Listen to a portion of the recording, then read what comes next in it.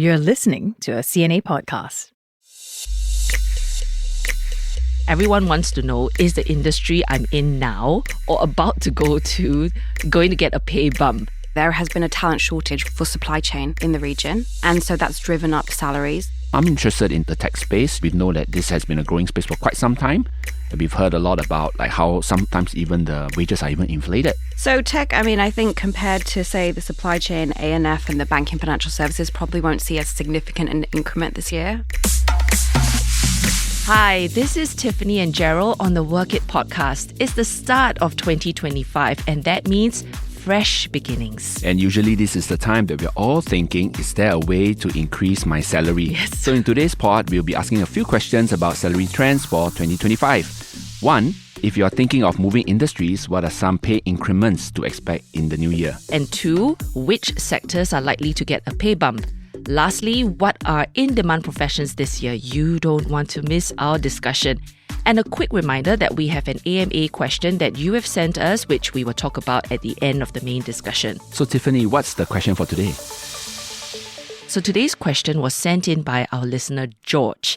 He's in his 50s and he's looking to take it slow at work, but he thinks his boss is likely to give him more work.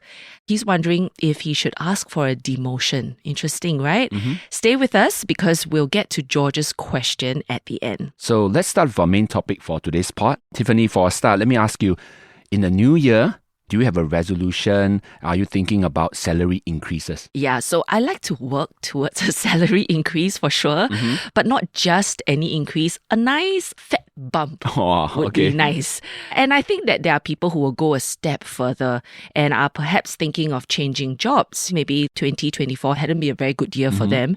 So they want to know, are there industries they should go for where they are perhaps likely paid better in 2025? So that's great. That's what we're going to get into today. Our guest is the director at recruitment firm, Robert Walters, Singapore. And they have recently released their salary survey, or what I call the crystal ball for salary expectation and trends. So welcome, Kirsty Poltock. Thank you so much for having me. So Kirsty, everyone wants to know, is the industry I'm in now or about to go to going to get a pay bump? Tell us, were there any surprises this year with the survey that you guys did?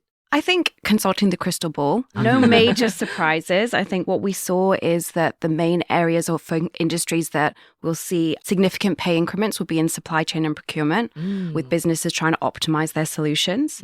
Accounting and finance, particularly with regards to business partnering roles or roles that can drive profitability. And then equally in banking and financial services, we're seeing that increase. Those would be where you'd see the most significant increments. Okay. I mean, banking and finance, I know we traditionally have always thought about it as the money-making sector. So I think there's no surprise there. But why supply chain? I mean, have things kind of changed in 2025? I think ultimately there has been a talent shortage for supply chain in the region. And so that's driven up salaries. And the fact that obviously this is a clear area for organizations to want to look at optimization and controlling cost. So they are willing to look at driving the salaries up to secure the right talent. I think beyond 2025, that will probably stabilize. But 2025 will definitely be the year to capitalize if you're in that space. What exactly in this sector are they trying to optimize? I think they're looking at their processes, trying to centralize their processes, and obviously look at where they can achieve the most cost savings, so streamlining the processes in their supply chain. Obviously, a lot of supply chain processes have been offshored, but then the decision makings are still happening from Singapore.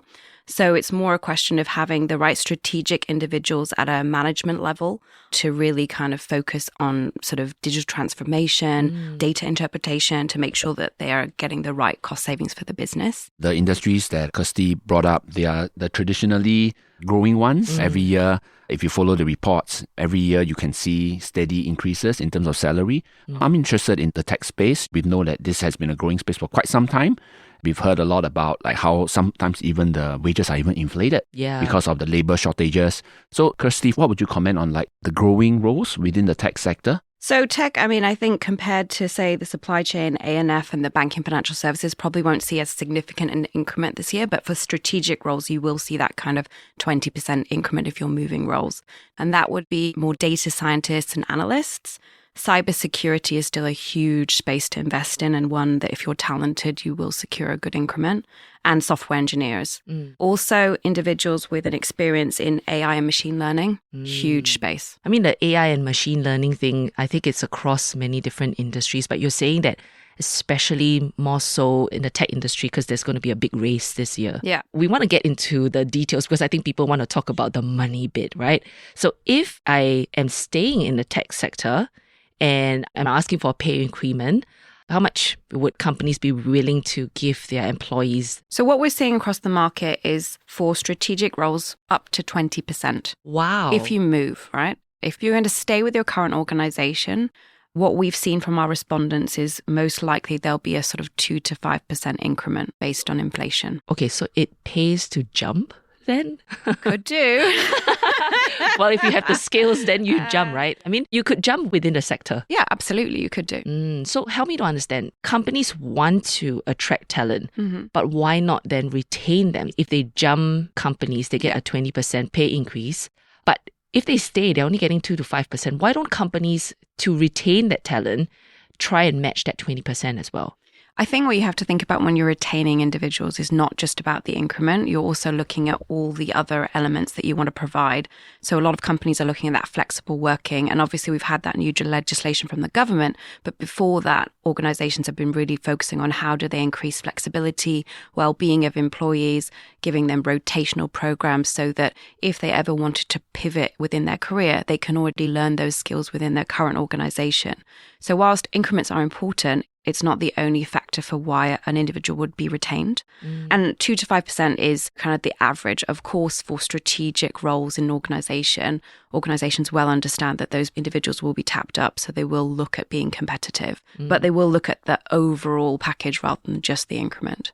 I think what Kirsty mentioned is really important. While we might look at it as 20% versus 5%, the truth is it takes a lot for someone to make a change in their job role. There are a lot of uncertain unknowns. Most of the time, people would prefer to have some sort of stability, and maybe that 5% would be good enough for them. But coupled with all the other things that Kirsty was saying, right, the flexible work, and especially in the tech industry, I think that's what they also want. They want that little bit of increment, and they want that little bit more autonomy. They want to see more connection between their work and themselves. Yeah, and also not forgetting that we're just talking about increments here. So people who stay could be also promised a big bonus as well, right? So that's for the tech sector. Let's go back a little bit to that supply chain sector. How much of an increment are we looking at if you stay and if you jump? So the blanket figures that we have from our survey are if you stay across all sectors, it'll be between sort of 2 and 5%. So that kind of stands regardless of sector. But in supply chain, we'd be looking at somewhere around 15% as an increment. Okay, Yeah. if you jump. If you jump. Okay, and if you stay? And you're in a strategic role. So that would be things like a regional logistics and distribution manager, a supply chain project manager, and anyone in the sustainability space related to procurement as well. That's a core focus. When you mentioned core focus of the sustainable procurement manager, give us an idea of like what an employer would be paying for someone doing that kind of a role. So the salary, oh gosh, I'd need to consult the crystal ball.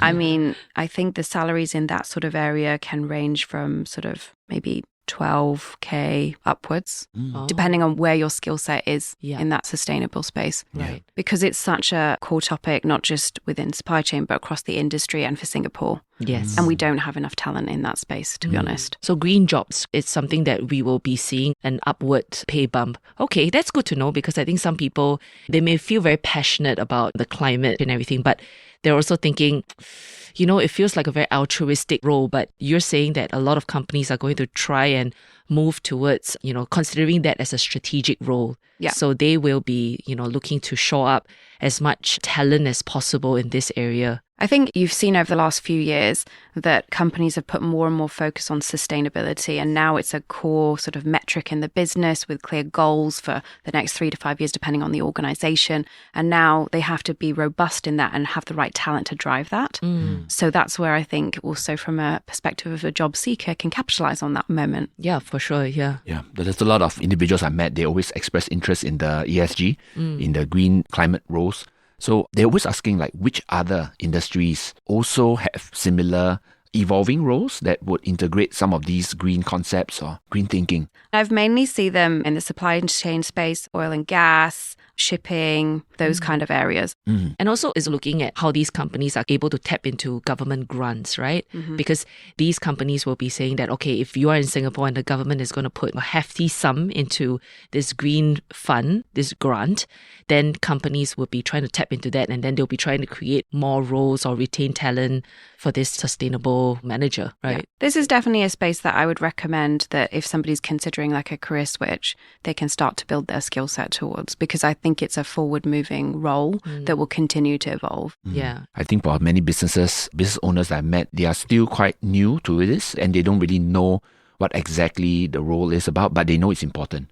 So this is definitely something to watch out for in the coming years. I know a lot of people in the sales and marketing sector, and a lot of people are moving into that because obviously commissions are higher in that place and they may be at the stage of their life where they are hustling, right? So what are the increments going to be like in that sector? If they're moving, again, sort of 15 to 20%.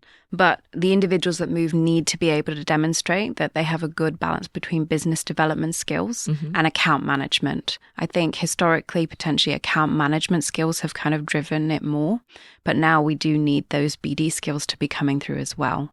So that would be something to present out to market if you were moving. Okay, so a little bit lower than the ones that we have talked about before, which is about 20%. You are talking about 15%. I think in most of these roles, you've got significant bonuses or commission, right? So the base doesn't have to be as highly incremented to move forward. And if you stay, what sort of increments are we looking at? Around 5%. That's still significant. Yeah. Well, we want to retain our salespeople, right? They're driving our profits. Exactly, in every company. We need them. A lot of people listening to this podcast are also from the human resource sector. There's a lot more extra work that our HR friends will have to do this year. Flexible work arrangements, things like companies calling for more return to office policies, and then people getting pissed off and wanting to leave or quit. Yeah. So human resources, how much pay increments are we talking about in this sector? Again, probably somewhere around 15 to 20%. If you're moving within internally, it'll probably be 3 to 5%. But there are certain roles that I think you'd see significant increments for. Those would be HR business partners, but those really commercially focused HR business partners that are very strategic and working with the general management to drive like the business processes. Talent management, because that's obviously how we're going to retain our talent and develop them. And total rewards, that's a huge area of focus at the C-suite level. A number of organizations are looking for senior total rewards specialists in order to support the C-suite with their decision making. Interesting. Why so? I'm curious to know why now. I think there's obviously the focus on cost, right? Total rewards will review all of that. And now there's more of that emphasis on really reviewing that in a holistic manner, more than ever. So there's a lot more demand for it, and there aren't that many individuals with that experience. So again, if you're in an HR role and you have the opportunity to start touching on total rewards, comp and ben, I'd advise you to start moving into that within your organization, because that's a skill that's really going to build up. Or would there be certain industries where more functional roles can expect a higher pay increment? So let's say for HR, we've seen a stronger emphasis in the pharma industry. Also, FS continues to be an area of focus within the FMCG space as well. Okay. Are there sort of sectors that unfortunately may not do as well this year? I don't think any worse than last year. The reality is that when it comes, if we're talking about increments, this is on the forefront of every organization's mind in the thought process of they want to retain their talent. So looking at the increments and valuing the talent they've got, but also providing the flexibility or the holistic overall package is important. But I think what's important as a job seeker is also to think about security of the decision of what kind of industry you're moving into and what kind of organization and what the track record's been. You can't just look at that increment and go, right, I want that 20%. You've got to look at the full picture. That's true. Big tech has had quite a big year last year with the rise and the fall, right? We've seen really big layoffs even just a few months ago. So bearing in mind that you can be looking for that 20% increment, but there is no guarantee that by the end of the year, you still have a position, right? I think we've seen over the last few years more retrenchments, more instability. And I think job security at any experience level in the market is important. But I suppose if you're moving, you would have a certain level of risk appetite, right? I suppose if you're earlier in your career, you might have more. And if you've got a lot of financial commitments, you probably need to take it all into account. We know that the economy maybe next year, I'm not sure the outlook of how it would look like, probably similar to this year. But for the average listener who's employed and who's thinking, should I move? There's really a lot on their minds beyond the salary. They're considering the flexible work arrangement. They're considering probably other areas of need that they might have. So they might even be considering like security in terms of like their own personal growth, right? If today the company cannot guarantee me employment security, then where's the security going to come from? It will come from the individual's own skill set and how they're able to apply and to invest in that area so that they can produce more, be more productive. We also have to ask ourselves, like, do we deserve the increment and what do we have to command that kind of 20% more? Yeah. Right? Because everybody wants that 20% more, but do you have that difference? Yeah. Are you able to articulate the experiences you have, or are you just merely trying to go for a higher paying job all the time? Yeah. I think that's a really good point because we all would like a bigger increment, 15, 20%, but that comes with expectation. And if you can't deliver on that, that will be a challenge, right? So we've also got to benchmark our own role, see where our skill set sits, where we can add value, what additional responsibility we can take to justify that increment. Maybe in this line next year, if you are thinking about getting an increment, also think about investing in yourself so that you can get the increment. Yeah. It's not just about changing the job, but it's about really deepening your skill sets, increasing the repertoire of your experiences and also your portfolios so that you can really go in confidence to ask for what you think you deserve. Yeah. So thank you so much, Kirsty, for coming on and sharing this insight. We hope for anyone listening in that your 2025 will bring in fresh beginnings, fresh promises, and hopefully at the end of the year, you'll be happy with what you have done. Thank you. Thank you. Hi, this is our Ask Me Anything segment where Gerald and I get a question from you and then we will help give a different perspective to it. So let's dive straight in. Our listener George sent this question and it's something I'm sure many people face at some stage in their career. George is in his 50s and is in a fairly senior position in his company, but he says there are some changes and he's likely to take on more roles. Although, here is where the kicker comes. George says, let me read, at this point, I feel I want to actually focus on how I want to spend the rest, which is the last 1/3 or so of his life. Instead of continuing to stress out on work and climbing the ladder, I've also lost my passion for the work. So I think right now it's mainly a source of income for me. George wants to scale down on his work commitments and spend time getting healthier, pursuing his interest in art, maybe even use his skills future credits to rescale and do a different field of work.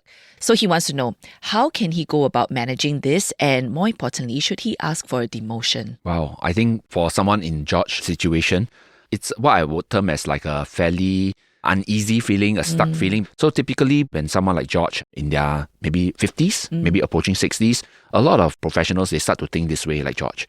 They start to wonder like, okay, the retirement is coming up. Do I still want to do what I want to do? And then sometimes there are push factors like changes in the company, expectations, people loading more work. And they feel like, I don't want to do this anymore. My life, my career is coming to an end.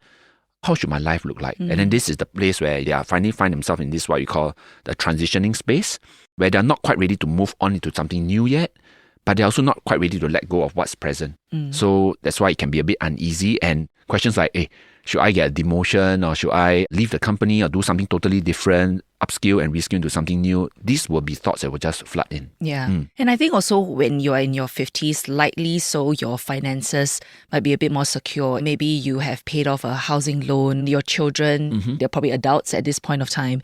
So finances is not something that maybe George is worried about. So how can he approach it? How can he have this conversation with his boss? I think before having any conversation with bosses, George will need to have a conversation with himself first, right? To kind of take stock how his career has been going, right? It's really important for us to kind of map back that 20, 30, 35 years of work experiences. What have we achieved and what have we done? How much of these achievements and things that we have done and experiences we've clocked in, right, was actually something that we felt really meant a lot to us? Okay. How did we grow through this process? Because we need to know where we are right now and how we have developed to this point before we are able to think about what's the next step. It's almost like writing a story. You can't write the next chapter without looking back at the chapters that have been written before. That's true. There must have been certain things that he really enjoyed doing and certain things that made him who he is today. So who is that George today and how does he want to move forward from it? What would the new version of him look like? So that's part of taking stock. The other thing is also kind of prepare himself for different scenarios to make certain decisions that maybe people might not understand. Okay. For example, taking a demotion is not something that most people would agree or encourage. Or say, I'm sure his peers would be like, oh, so silly. Why would you do that? Company want to give you money, just take. Exactly. But, that's why George, having done that stock take, that review of themselves, and then thinking about their life, not just thinking about work, but thinking more about their family, the life after retirement as well. Start to vision a little bit more. Start to talk to your family members and maybe let's say spouses or kids, and start to vision like what would life outside of work look like. And start to have those conversations as well before you go to your boss. It's like the boss is the last thing. Okay. It's like when you have kind of decided and you're very sure, because you know what, whatever you say already kind of sets the kind of expectations in the workplace. If you tell your boss, I don't think I'm up for it, right? You can almost imagine all the opportunities in the future. Yeah. It will not come to you. Yeah. But I think if George is very clear that this is it and he would really like to take a step back, not ready for retirement, not ready to be fired, of course. I think one of the conversations that he can have with his boss is to say, look, I've done so much for the company. I've learned so much. I would actually like to be a mentor to people who are younger or people who have just joined the company. George says he's in a fairly senior position in the company.